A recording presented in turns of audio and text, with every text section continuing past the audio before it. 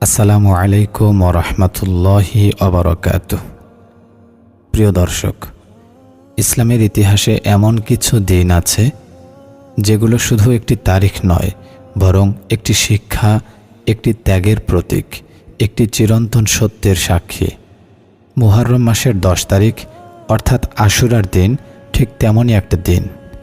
এই দিনটি শুধু একটি যুদ্ধের স্মৃতি নয়, শুধু একটি পরিবারের শোকের দিনও নয়, বরং এটি এমন এক দিনের নাম যেদিন সত্য ও মিথ্যার সংঘাত পৃথিবীর সামনে নতুনভাবে প্রকাশিত হয়েছিল। আজ থেকে প্রায় 1400 বছর আগে আরবের উত্তপ্ত মরুভূমিতে ঘটে গিয়েছিল এমন এক ঘটনা, যার কথা শুনলে আজও মানুষের হৃদয় ভারী হয়ে আসে।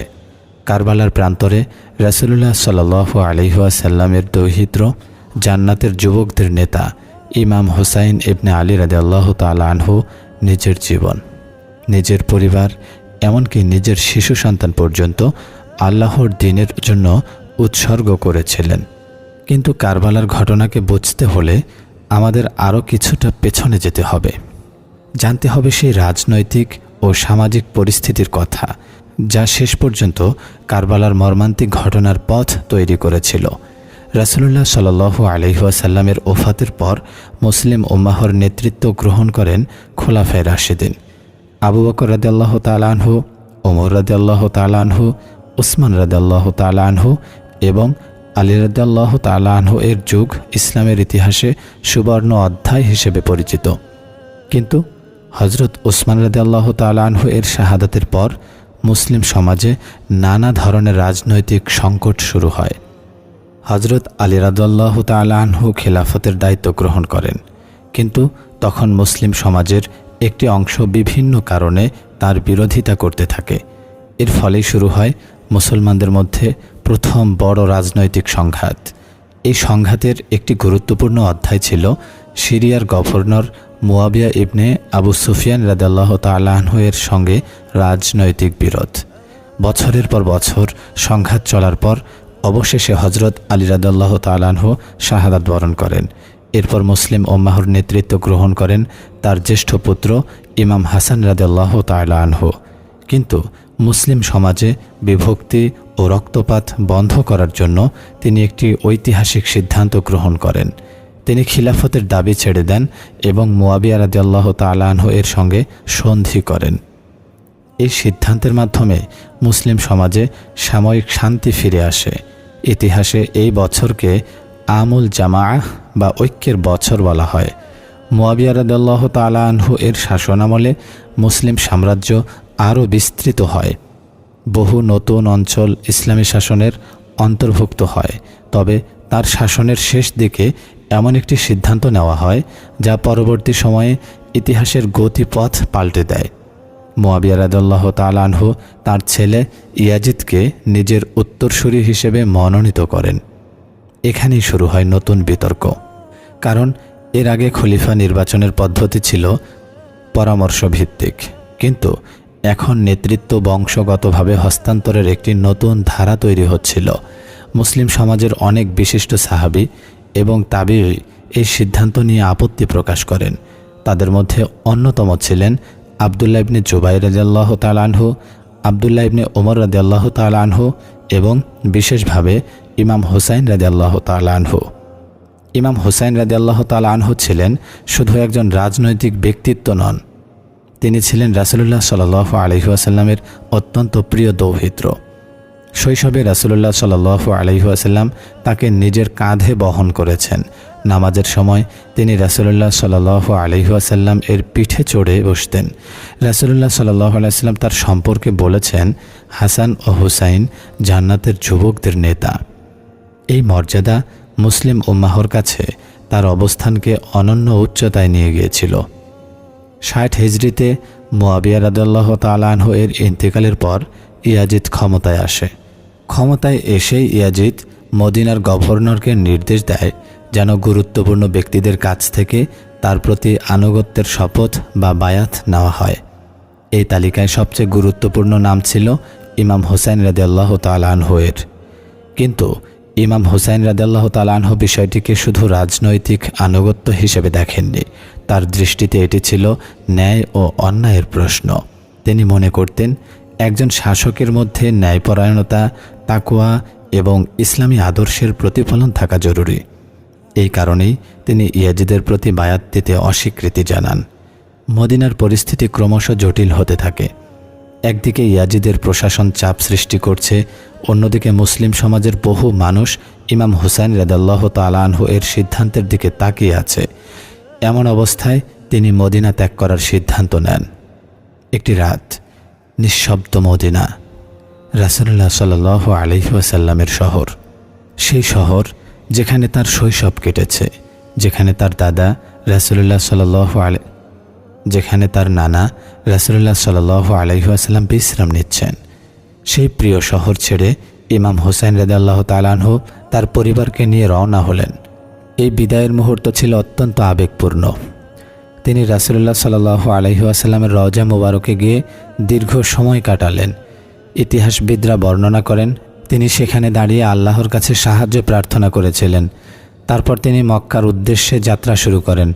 মক্কায় পৌঁছানোর পর পরিস্থিতি নতুন দিকে মোড় নেয়। ইরাকের কুফা শহর থেকে একের পর এক চিঠি আসতে শুরু করে। হাজার হাজার মানুষ লিখতে থাকে যে তারা ইয়াজিদের শাসনে অসন্তুষ্ট। তারা ইমাম হুসাইন রাদিয়াল্লাহু তাআলা আনহুকে কুফায় এসে নেতৃত্ব গ্রহণ করার আহ্বান জানায়। প্রথমে কয়েকটি চিঠি, তারপর শত শত, তারপর হাজার হাজার। ইতিহাসে বর্ণিত আছে কুফাবাসীদের পাঠানো চিঠির সংখ্যা এত বেশি ছিল যে সেগুলো গুণে শেষ করা কঠিন হয়ে পড়েছিল। তারা প্রতিশ্রুতি দিচ্ছিল যে তারা ইমাম হুসাইন রাদিয়াল্লাহু তাআলা আনহুর পাশে থাকবে। তারা বলছিল, আপনি আসুন, আমরা আপনার জন্য জীবন উৎসর্গ করব। কিন্তু একজন দায়িত্বশীল নেতা হিসেবে ইমাম হুসাইন রাদিয়াল্লাহু তাআলা আনহু শুধু চিঠির ওপর ভরসা করেননি। তিনি প্রথমে তার চাচাতো ভাই মুসলিম ইবনে আকিল রাদিয়াল্লাহু তাআলা আনহুকে কুফায় পাঠান পরিস্থিতি যাচাই করার জন্য। মুসলিম ইবনে আকিল রাদিয়াল্লাহু তাআলা আনহু কুফায় পৌঁছে প্রথম দিকে ব্যাপক সমর্থন পান। হাজার হাজার মানুষ তার হাতে বায়াত গ্রহণ করে। তিনি একটি বার্তা পাঠান যে পরিস্থিতি অনুকূল এবং ইমাম হুসাইন রাদিয়াল্লাহু তাআলা আনহু চাইলে কুফার উদ্দেশ্যে রওনা হতে পারেন। কিন্তু ইতিহাসের চাকা তখন অন্যদিকে ঘুরতে শুরু করেছে। ইয়াজিদ খবর পেয়ে কুফার প্রশাসন পরিবর্তন করে। নতুন গভর্নর হিসেবে নিয়োগ দেওয়া হয় উবাইদুল্লাহ ইবনে জিয়াদকে। তিনি ছিলেন কঠোর এবং নির্মম স্বভাবের একজন প্রশাসক। কুফায় পৌঁছে তিনি ভয়, হুমকি এবং কঠোর দমননীতির মাধ্যমে জনগণের মনোভাব পরিবর্তন করতে শুরু করেন। যে মানুষগুলো কয়েকদিন আগেও ইমাম হুসাইন রাদিয়াল্লাহু তাআলা আনহু এর প্রতি আনুগত্য প্রকাশ করেছিল, তাদের অনেকেই ধীরে ধীরে পিছিয়ে যেতে থাকে। ভয়ের ছায়া শহরের উপর নেমে আসে। রাস্তাঘাট ফাঁকা হয়ে যায়। মানুষ নিজেদের নিরাপত্তা নিয়ে চিন্তিত হয়ে পড়ে। অবশেষে সেই ভয়াবহ দিন আসে যেদিন মুসলিম ইবনে আকিল রাদিয়াল্লাহু তাআলা আনহু প্রায় একা হয়ে যান। যারা একসময় তার চারপাশে ভিড় করেছিল তারা অধিকাংশই সরে যায়। তিনি গ্রেফতার হন এবং শাহাদাত বরণ করেন। কিন্তু তখনও ইমাম হুসাইন রাদিয়াল্লাহু তাআলা আনহু মক্কা থেকে যাত্রা শুরু করে দিয়েছেন। তিনি জানতেন না যে কুফার পরিস্থিতি সম্পূর্ণ বদলে গেছে। তিনি জানতেন না যে যারা তাকে আহ্বান জানিয়েছিল তাদের অনেকেই ভয় ও চাপের কারণে পিছিয়ে গেছে। তিনি জানতেন না যে সামনে অপেক্ষা করছে ইসলামের ইতিহাসের সবচেয়ে হৃদয় বিদারক অধ্যায়গুলোর একটি। মক্কা থেকে বেরিয়ে তার কাফেলা মরুভূমির পথ ধরে এগিয়ে চলল। সঙ্গে পরিবার, সন্তান, আত্মীয় স্বজন এবং কিছু বিশ্বস্ত সাথী। কারো মনে তখনও ধারণা ছিল না যে এই যাত্রা ইতিহাসে চিরস্মরণীয় হয়ে থাকবে। কারো ধারণা ছিল না যে এই পথ শেষ হবে কারবালার উত্তপ্ত বালুকাময় প্রান্তরে। কারো জানা ছিল না যে সামনে অপেক্ষা করছে এমন এক পরীক্ষা যা যুগ যুগ ধরে সত্যের জন্য ত্যাগের প্রতীক হয়ে থাকবে। আর এভাবেই ধীরে ধীরে ইতিহাস এগিয়ে যেতে থাকে সেই কারবালার দিকে, যেখানে মুহররমের উত্তপ্ত সূর্যের নিচে লেখা হবে ইসলামের ইতিহাসের সবচেয়ে বেদনাময় অথচ সবচেয়ে গৌরবময় অধ্যায়গুলোর একটি। মক্কা থেকে যাত্রা শুরু করার পর ইমাম হুসাইন রাদিয়াল্লাহু তাআলা আনহু এর কাফেলা ধীরে ধীরে ইরাকের দিকে এগিয়ে যাচ্ছিল। মরুভূমির দীর্ঘ পথ, প্রখর রোদ, অনিশ্চিত ভবিষ্যৎ, সব কিছুর মাঝেও তার চেহারায় ছিল দৃঢ়তা ও প্রশান্তি। কারণ তিনি কোনো দুনিয়াবি লাভের জন্য বের হননি, তিনি ক্ষমতা অর্জনের জন্যও বের হননি। তিনি বের হয়েছিলেন এমন একটি অবস্থান গ্রহণ করতে যা তার বিবেক, তার ঈমান এবং তার দায়িত্ববোধের সঙ্গে সামঞ্জস্যপূর্ণ ছিল। যাত্রাপথে বিভিন্ন জায়গা থেকে লোকজন এসে খবর দিতে থাকে যে কুফার পরিস্থিতি আগের মতো নেই। মুসলিম ইবনে আকিল রাদিয়াল্লাহু তাআলা আনহুর অবস্থাও বিপজ্জনক হয়ে উঠেছে। কেউ কেউ তাকে ফিরে যাওয়ার পরামর্শ দেন, কিন্তু তখনও স্পষ্ট খবর তার কাছে পৌঁছেনি। অবশেষে এক সময় সেই দুঃসংবাদ পৌঁছায়, মুসলিম ইবনে আকিল রাদিয়াল্লাহু তাআলা আনহু শাহাদাত বরণ করেছেন। যে মানুষটিকে তিনি নিজের প্রতিনিধি হিসেবে পাঠিয়েছিলেন, যিনি কুফাবাসীর অবস্থা যাচাই করেছিলেন, সেই বিশ্বস্ত সঙ্গী আর বেঁচে নেই। খবরটি শুনে কাফেলার মধ্যে গভীর শোক নেমে আসে। অনেকেই ভেবেছিলেন এখন হয়তো যাত্রা থেমে যাবে, কিন্তু ইমাম হুসাইন রাদিয়াল্লাহু তাআলা আনহু পরিস্থিতি বিবেচনা করে সামনে এগিয়ে যাওয়ার সিদ্ধান্ত নেন। এদিকে উবাইদুল্লাহ ইবনে জিয়াদ কুফা থেকে সৈন্য পাঠাতে শুরু করেছে। তার লক্ষ্য ছিল একটাই, ইমাম হুসাইন রাদিয়াল্লাহু তাআলা আনহুকে নিয়ন্ত্রণে আনা এবং তাকে ইয়াজিদের প্রতি আনুগত্য স্বীকার করতে বাধ্য করা। মরুভূমির মাঝখানে একসময় ইমাম হুসাইন রাদিয়াল্লাহু তাআলা আনহুর কাফেলার সামনে উপস্থিত হয় হুর ইবনে ইয়াজিদের নেতৃত্বাধীন একটি অশ্বারোহী বাহিনী। তীব্র গরমে তাদের অবস্থা ছিল অত্যন্ত করুণ। তখন একটি অসাধারণ ঘটনা ঘটে, যাদের উদ্দেশ্য ছিল তাকে আটকে দেওয়া। সেই সৈন্যদের প্রতিও ইমাম হুসাইন রাদিয়াল্লাহু তাআলা আনহু দয়া প্রদর্শন করেন। তিনি নিজের কাফেলার পানি তাদের জন্য উন্মুক্ত করে দেন। শুধু সৈন্যদেরই নয়, তাদের ঘোড়াগুলোকেও পানি পান করানো হয়। ইতিহাসের এই দৃশ্যটি অত্যন্ত তাৎপর্যপূর্ণ। একদিকে রাজনৈতিক বিরোধ, অন্যদিকে মানবিকতা। একদিকে ভবিষ্যতের সংঘাত, অন্যদিকে দয়া ও সহমর্মিতা। এই ঘটনায় ইমাম হুসাইন রাদিয়াল্লাহু তাআলা আনহুর চরিত্রের প্রকৃত পরিচয় বহন করে। হুরের বাহিনী ইমাম হুসাইন রাদিয়াল্লাহু তাআলা আনহুকে কুফায় প্রবেশ করতে দেয়নি। তারা তাকে এমন একটি পথে পরিচালিত করতে থাকে যেখানে তিনি কুফার বসতি থেকে দূরে চলে যান। অবশেষে 61 হিজরির 2 মুহররম একটি নির্জন প্রান্তর, নাম কারবালা, ইতিহাসের সবচেয়ে বিখ্যাত মরুভূমিগুলোর একটি। সেখানেই ইমাম হুসাইন রাদিয়াল্লাহু তাআলা আনহুর কাফেলা থামে। সেদিন কেউ জানত না যে এই স্থানটি পরবর্তীকালে কোটি কোটি মানুষের হৃদয়ে বেদনার প্রতীক হয়ে থাকবে। কারবালার মাটি ছিল শুষ্ক, চারদিকে ধূসর বালুকাময় প্রান্তর, গাছপালা প্রায় নেই বললেই চলে। প্রখর রোদ মাথার উপর আগুনের মতো ঝরে পড়ছে। সেখানেই তাঁবু স্থাপন করা হয়। সঙ্গে ছিলেন পরিবারের সদস্যরা, নারীরা, শিশুরা, তরুণরা, বৃদ্ধরা, সব মিলিয়ে অল্প সংখ্যক মানুষ। অন্যদিকে কুফা থেকে একের পর এক সৈন্য এসে যোগ দিতে থাকে। প্রথমে কয়েকশো, তারপর কয়েক হাজার, শেষ পর্যন্ত ইয়াজিদের বাহিনীর সংখ্যা কয়েক হাজারে পৌঁছে যায়। ইতিহাসবিদদের বর্ণনায় সংখ্যার পার্থক্য থাকলেও এই ব্যাপারে সবাই একমত যে উভয় পক্ষের মধ্যে সংখ্যাগত ব্যবধান ছিল বিশাল। একদিকে অল্প সংখ্যক মানুষ, অন্যদিকে বিপুল সামরিক শক্তি। কিন্তু সংঘাত তখনও শুরু হয়নি। বিভিন্ন পর্যায়ে আলোচনা চলতে থাকে। ইমাম হুসাইন রাদিয়াল্লাহু তাআলা আনহু কয়েকটি বিকল্প প্রস্তাব দেন। তিনি বলেন তাকে ফিরে যেতে দেওয়া হোক অথবা মুসলিম সীমান্তের কোনো অঞ্চলে যেতে দেওয়া হোক। কিন্তু উবাইদুল্লাহ ইবনে জিয়াদের পক্ষ থেকে কঠোর নির্দেশ আসে, একটি শর্ত, ইয়াজিদের প্রতি নিঃশর্ত বায়াত। এই অবস্থান থেকে কেউ সরে আসেনি। দিন গড়িয়ে যেতে থাকে। মুহররমের 7ম দিন, সেদিন এমন একটি সিদ্ধান্ত নেওয়া হয় যা ইতিহাসের অন্যতম নিষ্ঠুর সিদ্ধান্ত হিসেবে বিবেচিত। ফোরাত নদীর পানি বন্ধ করে দেওয়া হয়। ফোরাত ইরাকের সেই বিখ্যাত নদী, যার পানি জীবন দেয়, যার পানি শতাব্দীর পর শতাব্দী ধরে মানুষকে বাঁচিয়ে রেখেছে। সেই নদীর পানি থেকে ইমাম হুসাইন রাদিয়াল্লাহু তাআলা আনহুর পরিবারকে বঞ্চিত করা হয়। নারী, শিশু, বৃদ্ধ কেউ এর ব্যতিক্রম ছিল না। কারবালার উত্তপ্ত মরুভূমিতে পানির অভাব কল্পনা করাও কঠিন। দিনের বেলা বালু এত গরম হয়ে উঠত যে খালি পায়ে হাঁটা প্রায় অসম্ভব হয়ে যেত। এই অবস্থায় তৃষ্ণা মানুষের শক্তি ধীরে ধীরে নিঃশেষ করে দেয়। তাঁবুগুলোর ভেতরে শিশুদের কান্না শুরু হয়। ছোট ছোট বাচ্চারা পানির জন্য কাঁদছে। মায়েরা তাদের শান্ত করার চেষ্টা করছেন, কিন্তু কোথাও পানি নেই, কোনো উৎস নেই, কোনো সাহায্য নেই। তৃষ্ণা ক্রমশ অসহনীয় হয়ে উঠতে থাকে। ইতিহাসে উল্লেখ আছে, ইমাম হুসাইন রাদিয়াল্লাহু তাআলা আনহুর ভাই হযরত আব্বাস রাদিয়াল্লাহু তাআলা আনহু কয়েকবার পানি সংগ্রহের চেষ্টা করেছিলেন। তিনি ছিলেন সাহস, আনুগত্য এবং বীরত্বের প্রতীক। শিশুদের কান্না তার হৃদয়কে বিদীর্ণ করছিল। তিনি চেয়েছিলেন কোনোভাবে পানি এনে দিতে। কারবালার প্রতিটি রাত ছিল অস্থির। তাঁবুর ভেতরে মানুষ ইবাদত করছে, কোরআন তেলাওয়াত করছে, দোয়া করছে, আর বাইরে শত্রু বাহিনী ঘিরে আছে। এ যেন দুটি সম্পূর্ণ ভিন্ন জগৎ। একদিকে তাওয়াক্কুল, ধৈর্য এবং আল্লাহর স্মরণ, অন্যদিকে সামরিক শক্তি, ভয় প্রদর্শন এবং চাপ। মুহররমের নবম দিন এসে যায়।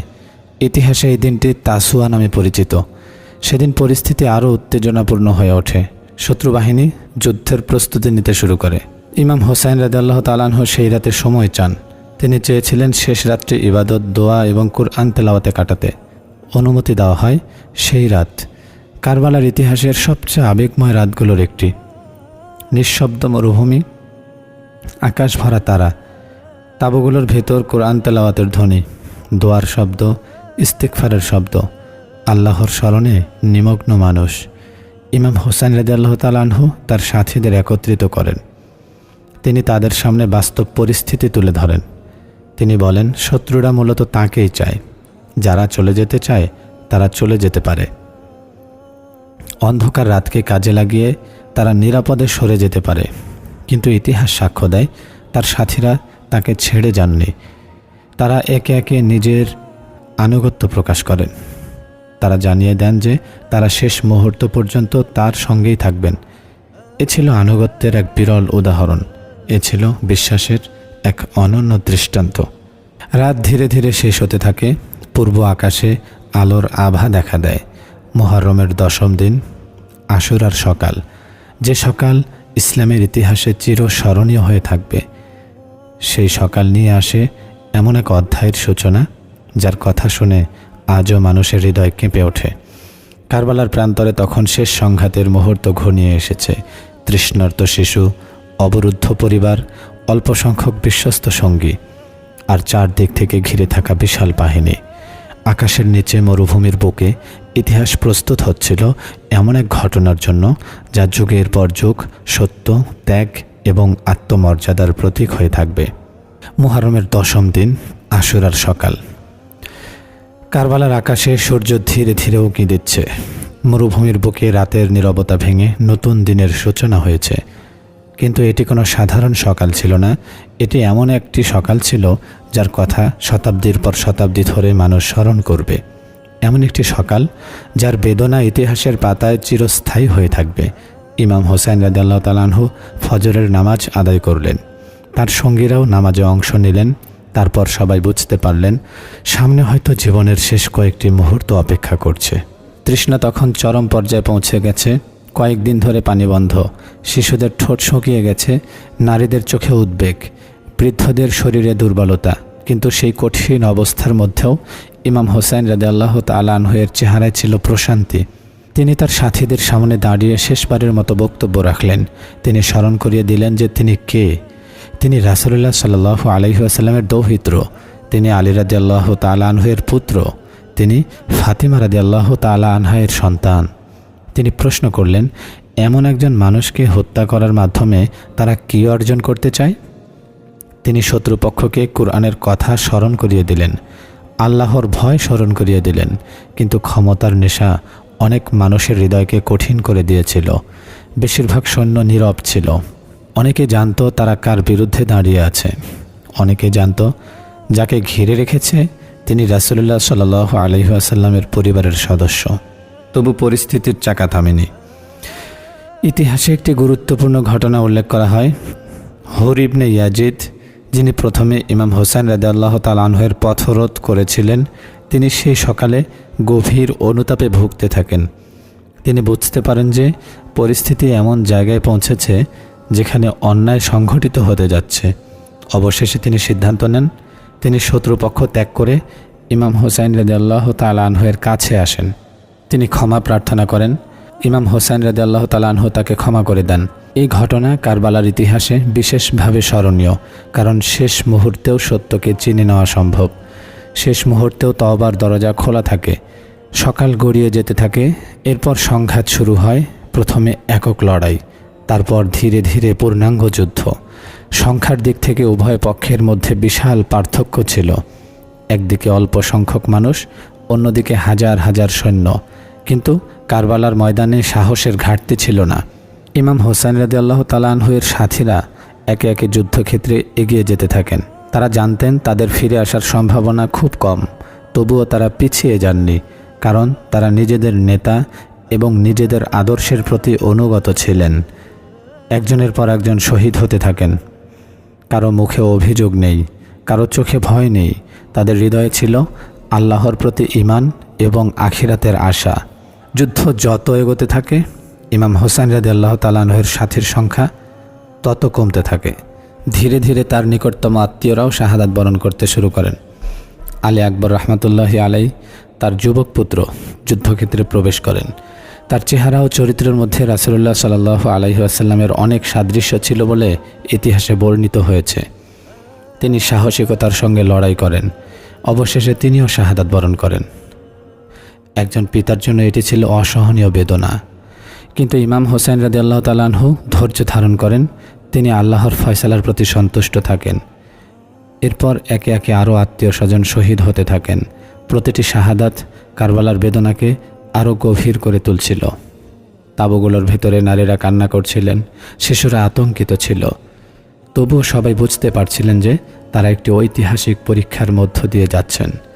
দিন যত এগোতে থাকে, তৃষ্ণা তত ভয়ঙ্কর হয়ে ওঠে। ফোরাত নদী খুব দূরে ছিল না, কিন্তু নদীর পানি তাদের জন্য নিষিদ্ধ করে দেওয়া হয়েছিল। এই নিষ্ঠুরতা কারবালার ঘটনাকে আরও বেদনাদায়ক করে তোলে। ইতিহাসে হযরত আব্বাস রাদিয়াল্লাহু তাআলা আনহু-এর বীরত্বের কথা বিশেষভাবে উল্লেখ করা হয়। তিনি শিশুদের জন্য পানি আনার চেষ্টা করেছিলেন। তার সাহস ও আনুগত্য মুসলিম ইতিহাসে এক অনন্য দৃষ্টান্ত হয়ে আছে। কিন্তু শেষ পর্যন্ত তিনিও শাহাদাত বরণ করেন। একের পর এক প্রিয়জনকে হারানোর পরও ইমাম হোসাইন রাদিয়াল্লাহু তাআলা আনহু দৃঢ় থাকলেন। তিনি জানতেন তিনি শুধু নিজের জন্য লড়ছেন না, তিনি এমন একটি অবস্থানের প্রতিনিধিত্ব করছেন যা ভবিষ্যৎ প্রজন্মের জন্য শিক্ষা হয়ে থাকবে। বিকেলের দিকে যুদ্ধক্ষেত্রে তার সঙ্গীদের সংখ্যা প্রায় শেষ হয়ে আসে। তখন তিনি প্রায় একাই দাঁড়িয়েছিলেন। চারদিকে শত্রু সৈন্য, মরুভূমির উত্তপ্ত বাতাস, তৃষ্ণা, ক্লান্তি, শোক, সব কিছুর মাঝেও তার ঈমান ছিল অটুট। তিনি বারবার মানুষকে সত্যের দিকে আহ্বান জানালেন, কিন্তু অধিকাংশ হৃদয় তখন বন্ধ হয়ে গেছে। অবশেষে সেই মুহূর্ত আসে। ইমাম হোসেন রাদিয়াল্লাহু তাআলা আনহু যুদ্ধক্ষেত্রে গুরুতরভাবে আহত হন। তিনি মাটিতে পড়ে যান। কারবালার প্রান্তর তখন ইতিহাসের সবচেয়ে বেদনাদায়ক দৃশ্যগুলোর একটি প্রত্যক্ষ করছে। রাসূলুল্লাহ সাল্লাল্লাহু আলাইহি ওয়াসাল্লামের দৌহিত্র ফাতিমা রাদিয়াল্লাহু তাআলা আনহা-এর সন্তান আলী রাদিয়াল্লাহু তাআলা আনহু-এর পুত্র মরুভূমির উত্তপ্ত মাটিতে শায়িত। তারপর তিনি শাহাদাত বরণ করেন। ইন্না লিল্লাহি ওয়া ইন্না ইলাইহি রাজিউন। ইসলামের ইতিহাসে এটি ছিল এক গভীর শোকের মুহূর্ত। তার শাহাদাত শুধু একটি পরিবারের ক্ষতি ছিল না, এটি ছিল সমগ্র মুসলিম উম্মাহর জন্য এক বেদনাদায়ক ঘটনা। কারবালার যুদ্ধ শেষ হয়ে যায়, কিন্তু এর প্রভাব শেষ হয়নি। বেঁচে থাকা নারী ও শিশুদের বন্দী করা হয়, তাদের কুফা এবং পরে শামের দিকে নিয়ে যাওয়া হয়। এই যাত্রাও ছিল অত্যন্ত কষ্টকর, কিন্তু সেই কঠিন পরিস্থিতিতেও রাসূলুল্লাহ সাল্লাল্লাহু আলাইহি ওয়াসাল্লামের পরিবারের সদস্যরা ধৈর্য ও মর্যাদা বজায় রেখেছিলেন। কারবালার ঘটনার খবর দ্রুত মুসলিম বিশ্বে ছড়িয়ে পড়ে। মানুষ গভীরভাবে মর্মাহত হয়। অনেকেই বুঝতে পারে যে একটি ভয়াবহ ট্র্যাজেডি ঘটে গেছে। সময়ের সঙ্গে সঙ্গে কারবালার ঘটনা মুসলিম ইতিহাসে একটি গুরুত্বপূর্ণ শিক্ষায় পরিণত হয়। এটি মানুষকে স্মরণ করিয়ে দেয় যে সত্যের পথে চলা সবসময় সহজ নয়। কখনো কখনো সত্যের জন্য বড় ত্যাগ স্বীকার করতে হয়। কখনো কখনো সংখ্যায় কম হলেও ন্যায়ের পক্ষে দাঁড়াতে হয়। কারবালার শিক্ষা শুধু একটি যুদ্ধের ইতিহাস নয়, এটি ধৈর্যের শিক্ষা, এটি আত্মত্যাগের শিক্ষা, এটি ঈমানের শিক্ষা, এটি আল্লাহর ওপর ভরসার শিক্ষা। আজও যখন মানুষ কারবালার কথা স্মরণ করে, তখন তারা শুধু একটি ঐতিহাসিক ঘটনার কথা মনে করে না, তারা স্মরণ করে এমন একজন মানুষকে যিনি নিজের নীতির সঙ্গে আপোষ করেননি। তারা স্মরণ করে এমন একটি পরিবারকে যারা অকল্পনীয় কষ্টের মধ্যেও ঈমান হারায়নি। তারা স্মরণ করে এমন একটি দিনকে যা আশুরার দিন হিসেবে ইতিহাসে অমর হয়ে আছে। কারবালার বালুকাময় প্রান্তর আজও নীরবে সাক্ষ্য দেয় ক্ষমতা ক্ষণস্থায়ী, দুনিয়ার প্রভাব ক্ষণস্থায়ী, কিন্তু সত্য, ঈমান, ধৈর্য এবং আত্মত্যাগের আলো কখনো নিভে যায় না। আর সেই কারণেই শতাব্দীর পর শতাব্দী পেরিয়ে গেলেও ইমাম হুসাইন রাদিয়াল্লাহু তাআলা আনহু-এর নাম সম্মানের সঙ্গে উচ্চারিত হয়। আর কারবালার ঘটনা মানুষের হৃদয়ে সত্যের জন্য ত্যাগের এক অবিনশ্বর প্রতীক হয়ে বেঁচে থাকে।